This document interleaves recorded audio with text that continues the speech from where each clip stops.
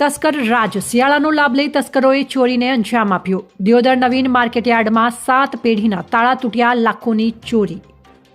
શનિ અને રવિની રજા હોઈ ચોર ટોળકી ત્રાટકી, વેપારીઓમાં ફફડાટ। દિયોદર નવીન માર્કેટયાર્ડમાં એક સાથે 7 પેઢીના દુકાનોના તાળા તૂટતા વેપારીઓમાં ભારે ફફડાટ ફેલાયો છે, જે અંગે પોલીસે તપાસ હાથ ધરી છે।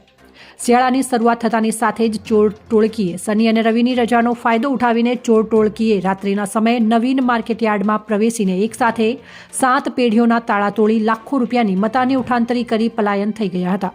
સોમવારે વહેલી સવારે વેપારીઓ પોતાની પેઢીએ આવતા પોતાની દુકાનના તાળા તૂટેલા વેપારીઓએ પોતાની પેઢીમાં તપાસ કરતા ચોરી થઈ હોવાનું જાણવા મળ્યું હતું। પોલીસને જાણ કરતા પોલીસ પણ સ્થળ ઉપર દોડી આવી હતી, જેમાં શિવ ટ્રેડર્સના માલિક નારાયણભાઈ શિવાજી ભૂરિયા, રહેવાસી વાતમ, દિયોદર તાલુકો દિયોદરવાળા ફરિયાદ આપતા દિયોદર પોલીસે અજાણ્યા ઇસમો વિરુદ્ધ ગુનો નોંધીને આગળની વધુ કાર્યવાહી હાથ ધરી છે।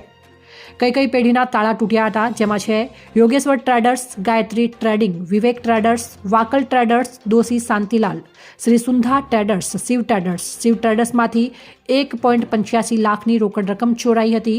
તસ્કરોએ શિયાળાનો લાભ ઉઠાવી નવીન માર્કેટયાર્ડમાં એક સાથે 7 પેઢીઓના તાળા તોડ્યા હતા, જેમાં શિવ ટ્રેડર્સમાંથી દુકાનના તાળા તોડી અંદર પ્રવેશી તિજોરીમાંથી 1.85 લાખની રોકડ રકમની ચોરી કરી હતી।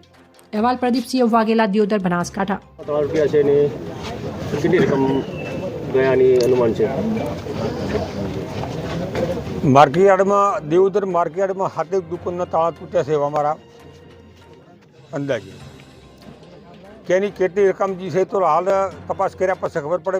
બધી તપાસ બધી દુકાનની પૂછપરછ કરીને તપાસ હજી કરી નથી, પરંતુ ચોરી થઈ જાય 100% સાચી વાત છે। અને માર્કેટમાં આટલી બધી સુરક્ષા હોવા છતાં જે ચોરો ચોરી કરી ગયા છે એની પોલીસને પૂરેપૂરી તપાસ કરીને કોઈ પણ ભોગે દાડો આથમતા આ ચોર પકડાઈ જવા જોઈએ એવી અમારી પોલીસ જોડે માગણી છે। સાહેબ, સીસીટીવી ફૂટેજ માર્કેટના ચાલુ છે કે બંધ હાલતમાં છે? સીસીટીવી ફૂટેજ ચાલુ જ છે, અને ચાલુ છે એટલે જ પકડાયા છે। એના રેકોર્ડિંગમાં આવ્યા છે, ચાલુ છે તો આવ્યા છે ને। આજ રાતે